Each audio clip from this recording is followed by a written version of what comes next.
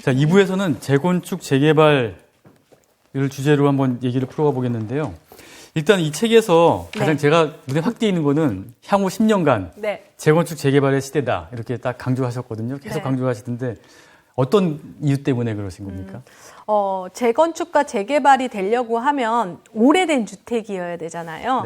특히 재건축은 30년 연한이 돼야 되는 거예요. 그렇죠. 30년 이후부터 할 수가 있어? 네. 그리고 서울에서도 계속 낡아져 있었죠. 그 주택이. 그래서 됐지만 한동안 재건축, 재개발 시장이 좀 정체되어 있었어요.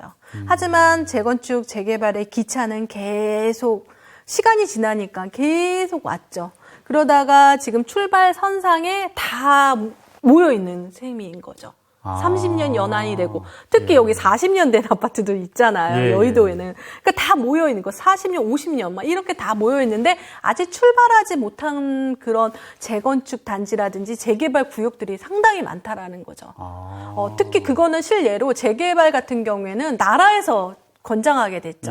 사실 한동안 정체였다가 최근에 공공재개발이라든지 공공주도 재개발, 그다음에 오세훈 시장님의 신속 통합기획까지. 사실 재건축 재개발 시장을 나라가 하고 있다라는 거예요. 사실은. 그렇기 때문에 지금 손을 쓸 수밖에 없다. 지금부터 시작이 되어야 된다. 그렇게 되는데요. 그리고 재개발, 재건축은 그래도 평균적으로 10년 동안은 걸립니다. 그러니까 10년 동안, 오랫동안 불리워질 이름이라고 생각이 들었죠. 그래서 이렇게 하셨구나. 그러면 재건축, 재개발의 차이점은 뭔가요? 재건축하고 재개발은 끝에 새 아파트로 가는 거는 똑같은데요. 그래서 재료가 다릅니다. 재건축은 우리가 일명 아파트, 공동주택을 허물고 오래됐기 때문에. 그렇지만 아무거나 허물면 안 돼요. 30년 연한이 지나야 됩니다. 그렇죠. 그러니까 오늘로써 되면 2021년 11월 그때 30년으로 돌아간다면 91년 11월에 준공된 아파트부터 이제 재건축 아파트가 돼서 재건축이 되는 거죠. 그리고 재개발 같은 경우에는 아파트가 아닌 빌라, 다세대, 다가구 뭐 이렇게 돼 있는데 일명 우리가 이제 길을 그 차를 타고 한남대교를 건널 때가 있잖아요. 강남에서. 그러면 왼쪽 편에 막 타닥타닥 붙어 있는 뭐 서울의 달에 나오는 그런 곳이 바로 재개발 지역입니다. 하지만 재개발 지역은 30년이 된 게 아니라 노후도가 적합돼야 되는 거죠. 노후도 중에는 그 재료가 다르잖아요. 콘크리트조도 있고 목조도 있고 기와집도 본 적이 있습니다. 그럴 때는 뭐 노후도의 요건이 또 각자 다르고요. 그렇다고 해서 노후도가 다 됐다라고 된 게 아니라 접도율이라고 해서요. 집과 집이 너무 따닥따닥 붙어 있으면 사실 여기 소방차가 지나가지 않게 되잖아요. 그렇죠. 접도율이라든지 호수 밀도, 뭐 가소필지, 뭐 여러 가지의 그 지수를 해서 주거 정비 지수제로 했었는데 그거는 폐지가 됐지만 어느 정도 노후도는 맞춰져야 된다는 거죠. 그래서 우리가 지나다닐 때 노후도 진짜 저는 이렇게 좁은 그러니까 소방차가 안 지나가는 길을 보면 가슴이 떨립니다. 거기는 재개발이 될 곳이니까요. 위험하니까 사실 해야 되긴 하기 때문에. 그래서 그렇지만 거기 보면 신축 빌라가 들어선다면 어머 어떡하지? 노후도가 깨졌다라고 표현을 해요. 그럼 그 지역에 신축 빌라가 뭐 한 개라도 있으면 너무 많으면 이렇게 기준점이 있죠. 너무 많으면 또 안 되는 거죠. 그렇기 때문에 재건축 같은 경우는 30년 연한이 된 아파트, 그다음에 재개발은 노후화된 주택이 접도율이 낮은 그런 곳을 구역을 지정해서 한다는 거죠. 저런데 어떻게 살까 하는 데여야지. 맞습니다. 재개발이 되겠군요. 네, 맞아요. 어떻게 저기 살아? 그 차도 주차, 저 진짜, 재개발에 이제 그 임장이라고 해서 부동산 이렇게 현장을 바라보는데 차 끌고 가서 많이 긁었습니다. 그래서 가지고 가지 말라고 남편이. 근데 아파트 갈 때는 괜찮습니다. 주차를 너무 편하게 하거든요. 그래서 제가 소방차로 비교하죠. 소방차가 들어갈 수 있는 곳은 재건축. 소방차가 지나갈 수 없는 곳은 재개발. 그렇게 생각하시면 되겠습니다. 근데 재개발 같은 경우에는 예를 들어서 뭐 단독주택도 있을 거고 빌라도 있을 거고 다세대도 말씀하셨지만은 연립 뭐 이렇게 다양하게 있을 거 아니에요. 그다음에 뭐 땅만 가지고 있는 사람도 맞습니다. 있을 거고. 그러면은 다 아파트 한 개씩만 주는 거예요? 그러니까 우리나라 법이 참 특이한 게요.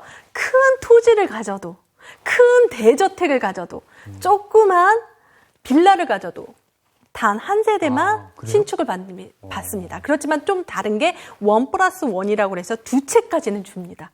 1+1 아파트 아니면 1+ 상가 뭐 이런 식으로 해서 주거든요. 그래서 사실 되게 재미난 법이죠. 어떤 거 큰 걸 가져도 그렇게 되고 그러기 때문에 현장에서 그렇게 큰 덩어리의 그런 물건을 가진 데는 사실 반대를 하겠죠. 그러니까 제가 이 재건축, 재개발이 잘 되는 것을 비교할 때는 사업자의 마인드로 바라보라고 그러거든요. 내가 사업자야. 나 진짜 큰 100평이 있는데 재개발 하라고 그래. 하겠어요? 안 하잖아요. 그런데 100평 넘는 게 2-3개가 있어. 그리고 조그만 게 몇 개 있어. 그런 데는 아예 재개발이 안 되겠죠.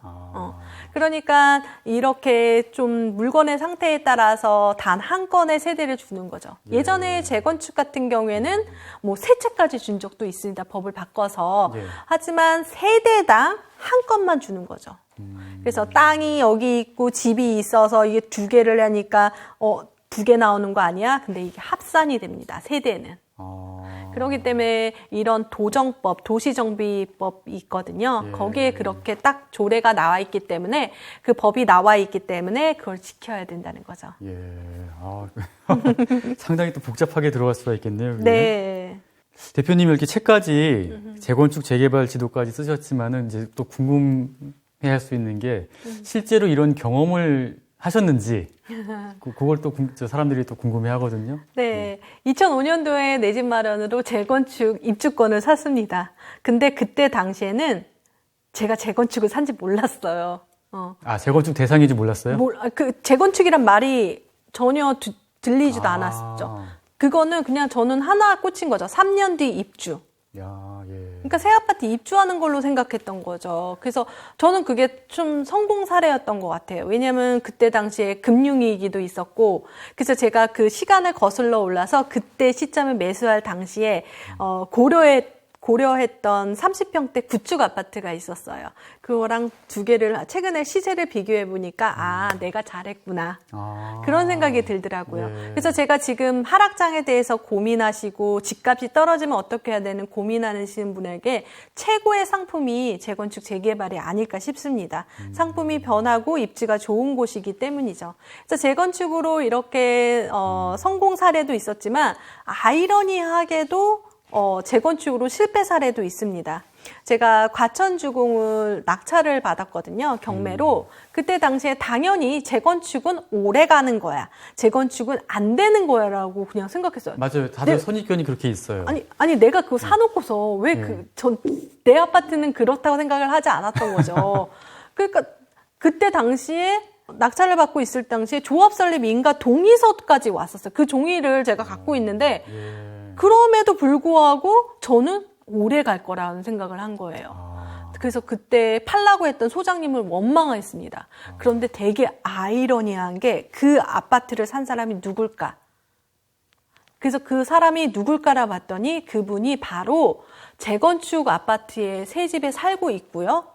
그래서 그러니까 사장님하고 얘기하는 걸 들었더니 안산의 재건축 아파트를 팔고 여기 온다는 거예요. 그래서 저는 팔고 나서 조금 깜짝 놀랐습니다. 그리고 실제적으로 제 강남 쪽으로 임장을 다닐 때 보면은 대부분 부모가 집을 사두거나 이렇게 되는 거죠. 이게 재건축이 부의 대물림이고 부자들의 비밀 노트였다라는 걸 그때 알게 된 거예요. 이게 어떻게 될 걸 아니까, 미래에 어떻게 될 걸 알기 때문에. 그냥 투자를 하는 거예요. 그러니까 부자들의 비밀 노트였던 거죠. 제가 그때 당시에 그래서 실패로 그걸 느꼈죠. 그리고 나서 제가 사실 부동산 시장이 안 좋고 부모님 맨날 걱정하시죠. 부동산이 안 좋아진다. 어떡하냐, 지영아, 걱정된다. 그럴 때 제 마음을 헤아려 주는 곳이 개포주공이었습니다. 재건축 단지를 다니는 거죠. 그러면서 그들이 어떻게 이제 살아가고 있고 어떻게 그거를 그 비싼 값을 주고 어떻게 이걸 사지? 이 지금 집값 떨어진다는데 그런 것들을 현장에서 보게 되는 거죠. 그래서 사실 재건축으로 내 집 마련을 했고 사실 그게 참 저에게는 도움이 됐던 첫 내 집 마련이었고 실패하지 않았던 상품이었던 것 같고, 하지만 제가 한번 재건축으로 실패 사례를 보고 더 세상을 더 넓게 보게 되는 효과를 보게 된 거죠. 근데 일반인들 같은 경우에는 재건축, 특히 재건축도 그렇지만 재개발 같은 경우에는 일단 기간이 오래 걸리고, 맞아. 그다음 돈도 좀 너무 많이 올라서 많이 들 것 같고, 한번 잘못 물리면은 그게 뭐 한 10년 이상은 그냥 쭉 기다려야 된다 이런 공포감이 있거든요. 그래서 섣불리 지르지 못하는 것 같아요. 근데 제가 되게 신기한 거는요. 제가 3, 4년 전에 이제 고려했던 거라든지 투자했던 것들은 다 빨리 됐습니다. 그래서 제가 아니 나는 이게 보살도 아니고 이거 뭐 점집도 아니고 뭐 어떻게 알았지? 막 이런 생각이 드는 거예요. 그리고 제가 고려하지 않은 건 되게 늦게 가고 있어요. 아직까지도 이주하고 있는 거예요. 그래서 왜 그러지 봤더니 그래서 책에도 썼지만 빨리 갈 수 있는 요소들을 찾았죠. 아까 그 덩치가 큰 물건들이 많은 곳은 X. 아, 덩치가 큰 물건은 X예요? 덩치들이 많이 큰, 갔더니 다가구랑 단독주택이라든지 이런 것들이 많은 곳. 그런 곳은 당연히 늦게 갈 거예요. 이해관계가 충돌을 하니까 그렇군요. 제가 실례로 노량진 뉴타운에 그러니까 그때 한번 임장을 갔을 때 이렇게 앉아 있는데 그때가 한 18년 1월 20일경이었어요. 그때 법이 뭔가 바뀔 때였거든요. 그랬더니 사장님이 다급하게 전화하더니 저쪽 다가구 주인이 한 명이 넘어왔습니다. 막 그러는 거예요. 그러면서 빨리 조합설립인가? 네. 막 그러면서 막 바쁘게 움직이는 거예요. 그러니까 왜냐면은 당연히 사업자의 마인드로 보면 노량진 뉴타운은 안 되죠. 내가 월 1,000이 나오는 건데. 그렇죠. 이거 아파트 하나 줘? 아파트 2개 줘? 이거 안 한다고 반대하는 세력이 되게 많아서 노량진 뉴타운은 좀 길게 갔던 거죠. 그런데 최근에 왜 이렇게 노량진 뉴타운이 잘 가냐? 옆집에 아이가 잘 가잖아요. 형님이 잘 가잖아요. 흑성 뉴타운이 잘 가잖아요. 그러니까 그게 바로 재며든다라는 표현을 쓰거든요. 한쪽이 잘 되면 한쪽에 반대했던 세력도 다시 넘어오게 되는. 그러니까 빨리 가지 못한 요소를 찾아야 되는 거죠. 현장에서. 그러니까 또 어떤 거는 또 제가 그래서 그 기간을 넣은 거죠. 어떤 건 빨리 갈 수도 있고 늦게 갈 수 있는 요소가 있다라는 거를 또 파악을 해야 되고 단지 그냥 무작정 기다리시면 안 되고요. 내가 그렇다고 해도 거기에 이제 투자를 했다라도 계속해서 주변 시세를 살펴봐야 되는 거죠. 그러면 재건축 재개발이 무주택자들한테 특히 뭐 유리한 뭐 이점이 있어요? 있습니다. 부럽습니다. 왜냐하면 지금 규제가 많이 나왔잖아요. 우리가 반대로 생각하는데 왜 이렇게 규제를 할까? 집값이 오르는 것도 있지만 어떤 투기 세력이라든지 집을 더 하나 가지는 사람들을 막아주는 아주 그런 규제가 많습니다. 그 규제 중에 재당첨제야. 그러니까 2개 갖지 마. 입주권. 뭐 이런 것들. 그리고 한 번 샀으면 오래 가져가. 되팔지 마. 팔지 못하는 기간도 정해준 거죠. 그렇기 때문에 사실 일반적인 투기 세력이라든지 다주택자가 들어올 수 있는 그 원천 차단이 되어 있거든요. 대출이라든지 규제로 인해서. 그런데 무주택자들 같은 경우에는 가장 그게 문제가 뭐냐면 고기도 먹어본 사람이 먹어본다고. 이게 야채만 먹다가 고기 먹으라고 하니까 못 먹겠는 거죠. 무서워서요? 네, 무서워서. 지금 이런 얘기들. 잘못된 선이니까. 그런데 고기 한번 먹어볼까? 이 고기를 어떻게 먹으면 좋냐고 IMF님이 책을 써주셨어. 먼저 구워서 먹으래.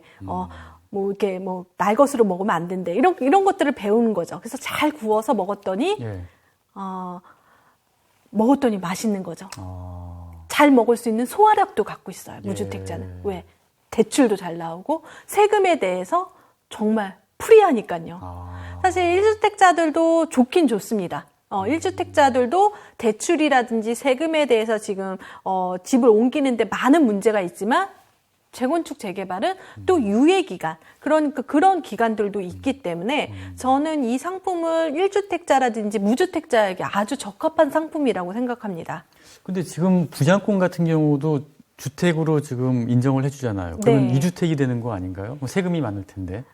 그런데 이제 세금이 비과세가 있잖아요. 그게 약간 조절이 됩니다. 시간차 공격이 되는데 어떤 거냐면 이게 주택이 되지만 어떤 그 기간 내에 우리가 생각했던 그 기간 내 비과세 요건을 채우지 않아도 되는 상품이 있거든요. 그게 바로 대체주택 비과세 특례라고 있습니다. 왜냐하면 지금 허물어서 어디를 가야 돼요. 이주를 해야 돼요. 그런데 집이 없어진 거잖아요. 예. 그럴 때는 집을 미리 사놓는 경우죠. 자기가 이사 갈 집을 미리 사놓은 거. 그런데 이게 언제 완공될지 몰라. 우리가 1년, 2년, 3년 그거 있잖아요. 비과세 전략에서 아주 프리하는 거죠.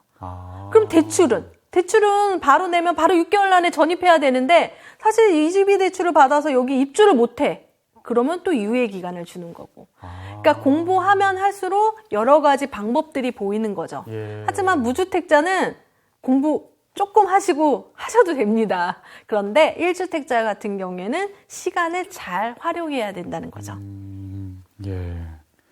자, 그리고 재건축 같은 경우에는 그 뭐 초과 이익 환수제라든가 좀 이렇게 돈을 환수해가는 그런 조치들이 있는데, 그래서 재개발에 비해서는 좀 수익성이 떨어진다. 이건 어떻게 보십니까? 그런 지적에 저도 맨 처음에 이제 강의를 시작할 때 재개발로 했습니다. 그리고 최근에 재개발이 재건축보다 이런 면에서 유리하다라고 하는데 현장에서는 사실 우리가 아파트 문화 얘기했었잖아요. 좀 손쉽고 계산하기 편하고 그렇기도 하고요. 그래서 초과이익 환수제 같은 경우에는 그러면 이 이익을 언제 환수해라고 하면 새 아파트가 되고 나서 그때 등기 권리자에게 새 아파트 주인에게 주게 됩니다. 그러면 그 전에 매수하면 되는 거죠. 그리고 그 사람이 만약에 매도할 당시에 나는 그 돈을 근데 오랫동안 예전부터 30년 동안 살았던 진짜 솔직히 예전에 분양받았던 여의도 아파트 분양받은 사람도 내야 되는 거잖아요. 할아버지 할머니인데 돈이 없는 거예요. 그분들은 어떻게 그래서 최근에 어떤 법이 10년 보유, 5년 거주했던 거는 이거에 대해서 유예를 해주자. 이런 얘기도 있거든요. 그런 사람을 제외하고 나서 그 전에 사고 팔았던 지금 여러분 이게 초과이익 환수제 된다라는 거 생각하고 사시는 거잖아요. 그리고 나서 이렇게 되면은 내가 팔 때 얹어서 파는 과세, 세금 정가라고 하잖아요. 정가 효과라고 그래서 세금이 오르면 세금을 정가해서 팔거나 이렇게 되잖아요. 이것도 당연히 그렇기 때문에 재개발은 또 그 정가된 금액으로 매수가 될 거라고 생각이 듭니다. 그런데 이제 어느 정도는 내가 지금 샀더라도 초과이익 환수제 알았잖아요. 그러면 내가 등기가 나올 때는 내가 얼마 정도는 준비해야 된다는 걸 계산을 해야 되는 거죠. 하지만 그 계산법은 조금 아이러니하게도 미래에 대한 시세이기 때문에 정확하게 나오진 않습니다. 근데 최근에 서초구청에서 시뮬레이션을 했어요. 그래서 반포주공 3주구 같은 경우에는 2, 3억이 나온다라고 딱 얘기했더니 그래서 제가 현장에 가서 소장님한테 물어봤죠. 이거 물건 나온 거 없냐고 부담스러워서 그랬더니 조합원들이 기뻐하고 있다고. 조금 나와서 기뻐하고 있다고. 초과이익이 환수가 많다라는 건 집값이 올랐다는 반증입니다. 그렇구나. 참 상대적이네요. 네, 맞습니다. 그리고 재건축 같은 경우에는 조합원 지위 양도 금지라든가 이렇게 다양한 규제들이 있는데 대표적인 게 어떤 게 좀 있습니까? 지위 양도 금지라는 건요. 입주권을 내가 주택을 사는 이유는 새 아파트를 받을 수 있는 권리를 받으니까 사는 건데 새 아파트 받을 수 있는 권리를 안 준다는 거예요. 근데 그 기간이 정해져 있다라는 거죠. 실례로 이것은 투기과열지구 내입니다. 전국이 아닙니다. 투기과열지구 내에 재건축 조합 설립 인가가 나오면 그때부터 쭉 그러니까 새 아파트 등기 나올 때까지는 사고 파는 게 안 되는 거죠. 사고 판다는 게 안 되는 게 파는 건 돼요. 사는 사람이 새 아파트를 받을 수 없는 누가 사요 그거를? 사는 사람은 그냥 새 아파트 입주가 안 됐네요. 그러니까. 근데 안 되는 거죠. 그럼 당연히 안 되니까 조합원 지위 양도 금지가 된다는 건데 그렇지만 예외 조건이라는 게 있습니다. 우리나라는 항상 세금도 예외 조건이 있잖아요. 예외 조건은 10년 보유, 5년 거주한 사람은 1세대 1주택인 경우 그 사람은 진짜 이거를 오랫동안 보유해서 한 거다라고 해서 사고 파는 게 가능합니다. 그래서 현장에 가보면 서울의 재건축 단지 중에서 사고 파는 게 가능한 건 이 10년 보유 5년 거주겠죠.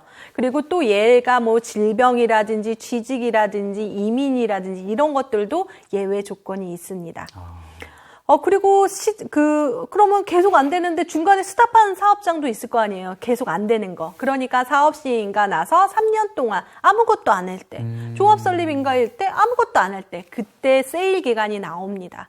그게 지금 잠실주공 5단지 같은 경우에는 조합 설립 인가 이후 3년 동안 아무것도 안 하고 사업 시행 인가도 안 났어요.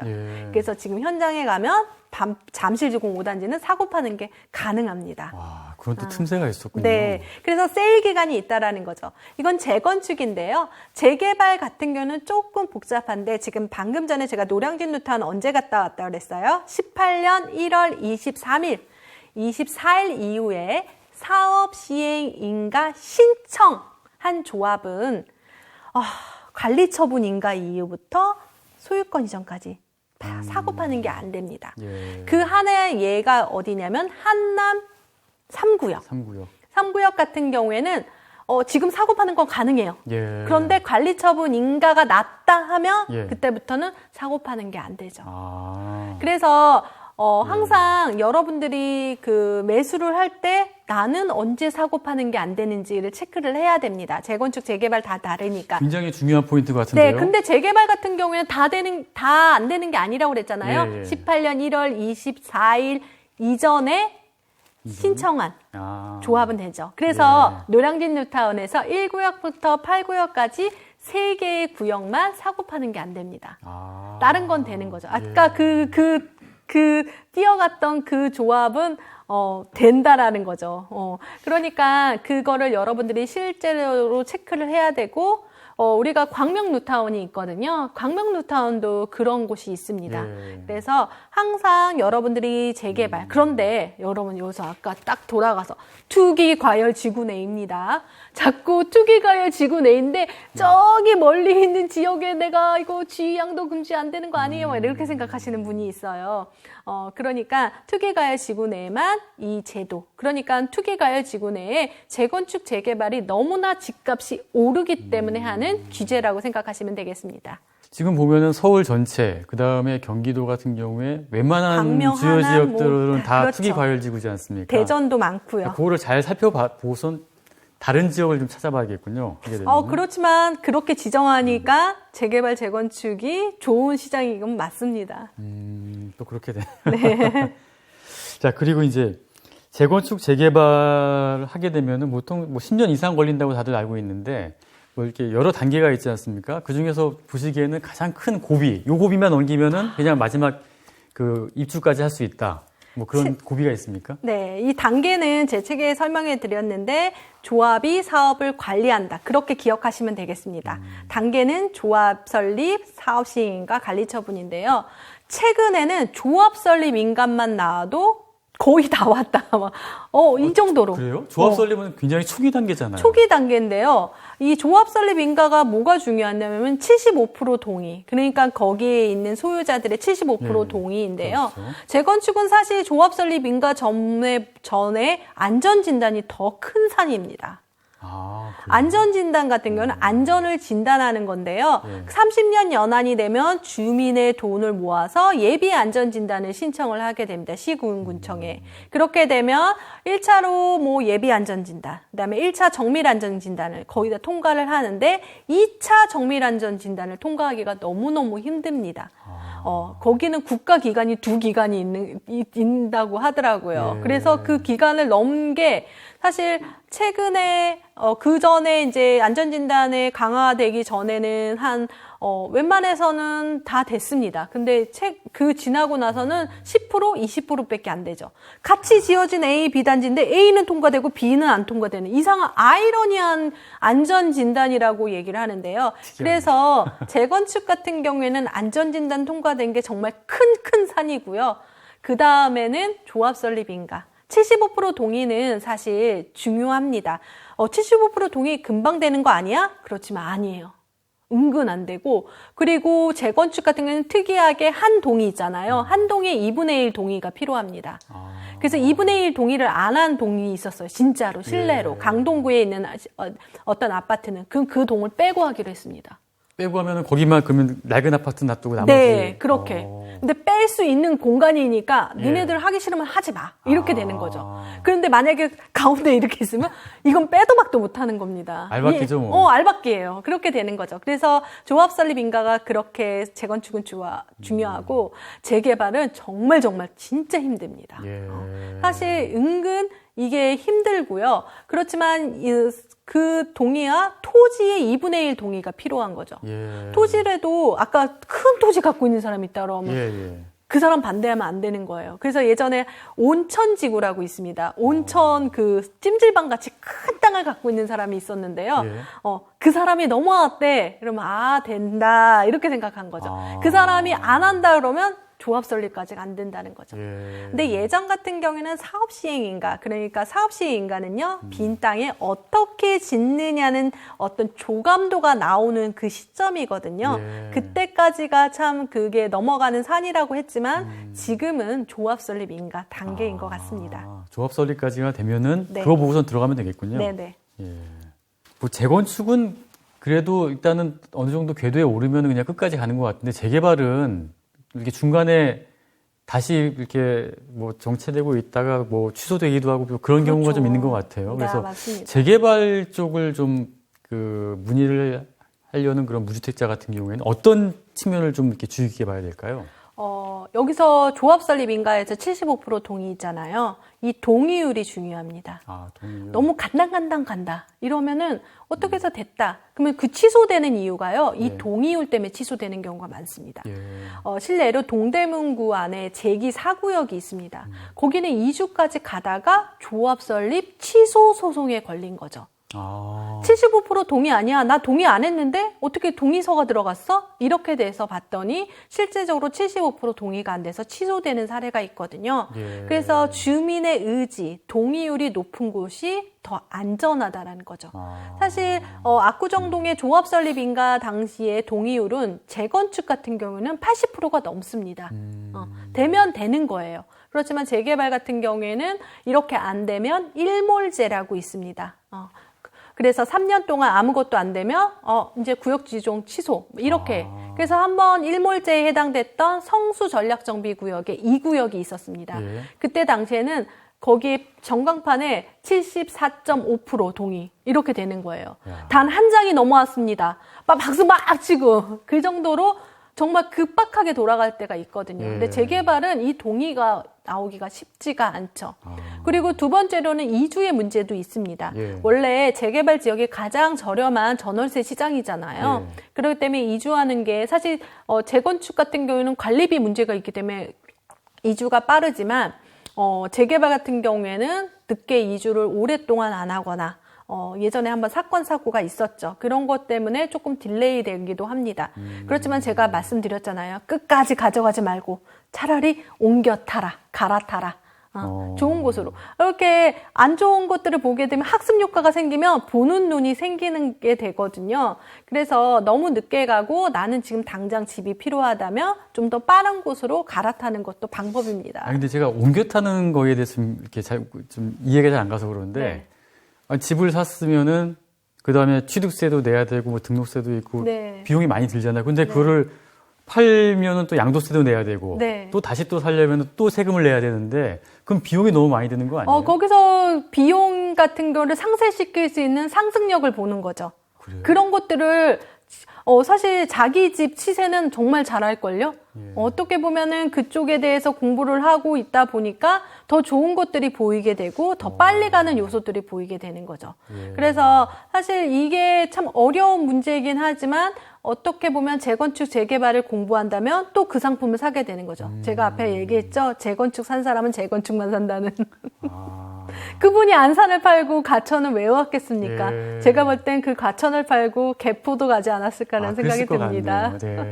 리모델링도 보니까 책에 소개하셨던데 리모델링은 재건축과 좀 결정적으로 다른 점이 뭐가 있습니까? 리모델링은 연한입니다. 리모델링은 15년이 지나면 시작할 수가 있어요. 짧게. 네, 짧게 시작하죠. 그렇지만 안전진단도 있습니다. 리모델링 같은 경우에는 근데 일반 재건축보다는 일반 분양분이 적게 나오겠죠. 그러니까 수익적으로는 조금 낮고 만족도는 높아진다는 겁니다. 그래서 일명 사업비도 리모델링이 더 많고 새 아파트를 짓기 위한 비용 분담금도 더 많게 들어가는 거죠. 그 분담금을 상쇄할 만큼 좋은 곳이다. 입지가 좋고 새 아파트만 되면 정말 대박이다. 이런 곳들은 리모델링을 추진하고 그리고 30년까지 기다리기가 너무 힘들다. 그리고 30년 지나서 하더라도 재건축의 규제가 너무너무 많다.